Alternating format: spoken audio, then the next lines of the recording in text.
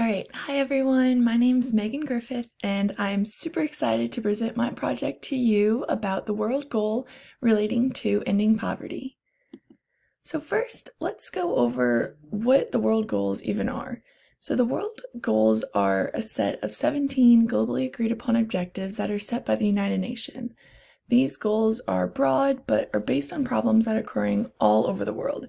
These goals can range from anything from ending hunger to fighting for a quality education to what I'm going to be talking about in this presentation, which is poverty.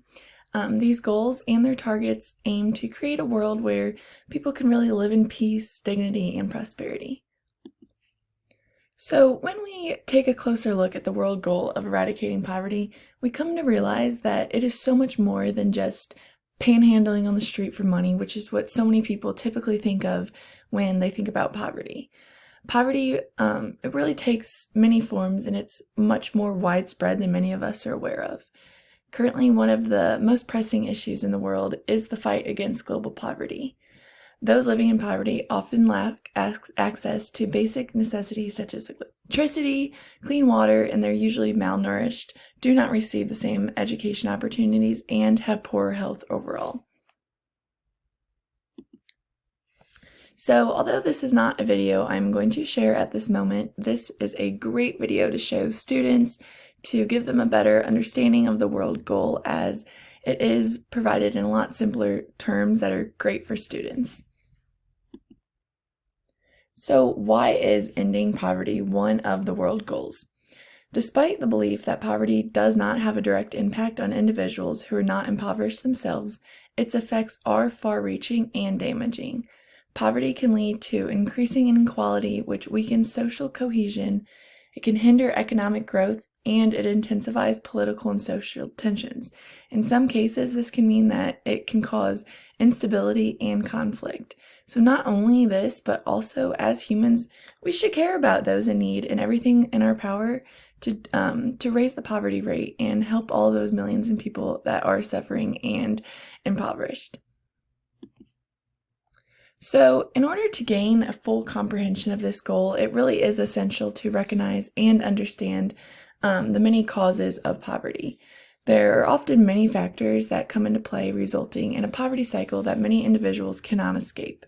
So in this presentation, I'm going to briefly talk about 5 of these contributors to poverty. So the first contributor we're going to talk about is social factors that relate to poverty.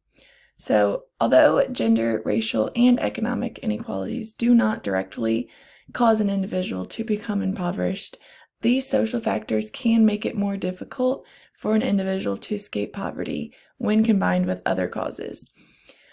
Gender, racial, and economic inequality can have a negative impact on individuals living in poverty. For example, women and people of color are a lot less likely to live in poverty, are a lot more likely to live in poverty than their white male counterparts. Women are also more likely to have lower wages and fewer job opportunities. People of color often face discrimination in the workplace and often have less access to educational and employment opportunities. Economic inequality has major effects on individuals living in poverty by limiting their ability to earn a living wage and access to resources that could help them escape that poverty cycle. So this can lead to really long-term poverty and a cycle that is so hard for these individuals to break. Some other social factors that have an impact on poverty include drug addiction and teen pregnancy, which are oftentimes roadblocks to escaping the poverty cycle. Substance abuse can lead to a loss of a job or a stable income and cause individuals to unfortunately choose drugs over their basic necessities. And teen mothers not only have to spend additional money to take care of their baby, which is very expensive in itself, but teen pregnancies often cause these young mothers to drop out of school, which then affects their future earning potential. All right, so the next cause or contribution we're going to talk about is a lack of education. So a lack of quality education can lead to poverty in a variety of ways. Without access to quality education, individuals are unable to gain the knowledge and skills necessary to secure a lot of well-paying jobs, which can lead to lower incomes and an ability to make ends meet. There are a number of factors that contribute to a lack of quality education. In some countries where resources are scarce, educational materials and resources are oftentimes not available, which leaves students without the necessary tools to pursue an education. Additionally, poverty can reduce educational opportunities as families with limited resources may not be able to afford the costs that are associated with an education. For some cultures, it is also expected of children to work in order to help their family make a living, which leaves them no time to pursue that education. All right, next we're going to talk about conflict and instability, which is another major cause of poverty in many countries. Wars can cause widespread destruction to a country's infrastructure, leading to a decrease in economic activity, a decrease in the availability of basic resources, and an increase in unemployment.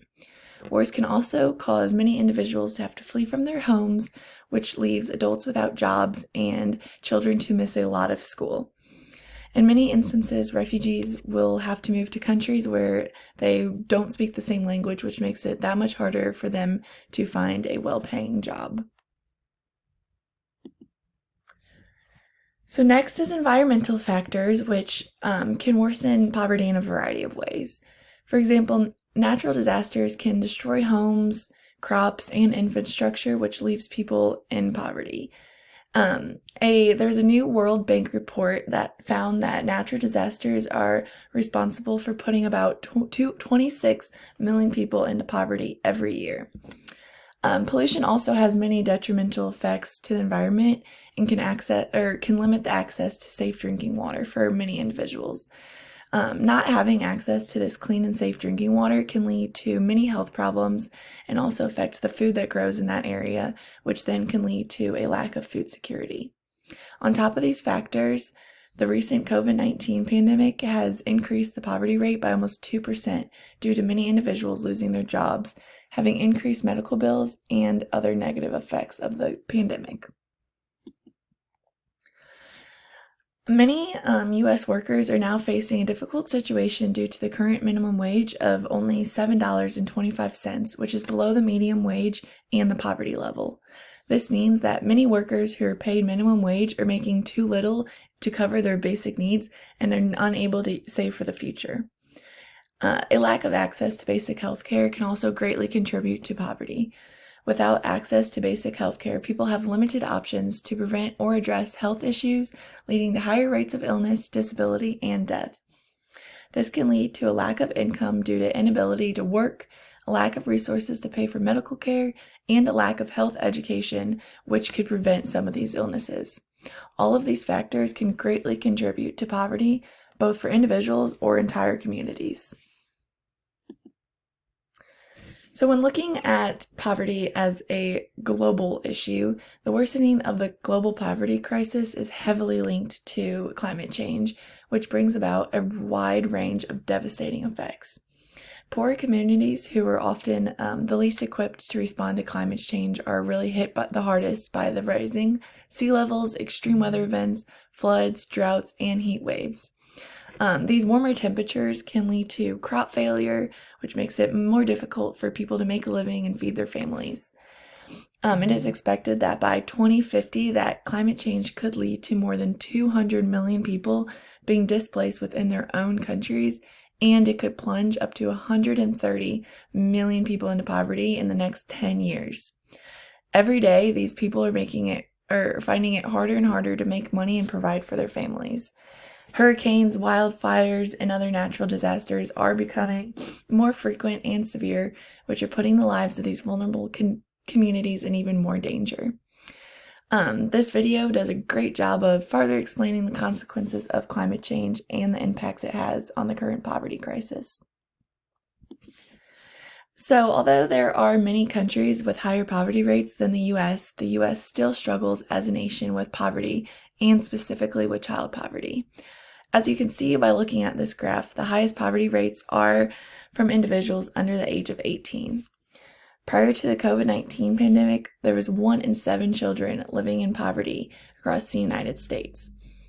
Childhood poverty carries both measurable economic cost and long-term effects. Those who experience poverty as children are more likely to have lower wages as adults, as well as greater likelihood of committing crimes and suffering from poor health in later life. So this really can diminish future earning potential of children born into poverty, and it represents one of the highest economic costs of child poverty. So locally, we can see that the poverty crisis is having a big impact right here in the Bowling Green community. In Bowling Green, the effects of poverty have become increasingly evident, and there's about 15,000 people and more than a quarter of the city's children living in poverty. The city's population growth and economic development are likely to make matters worse in the coming years if this is not addressed.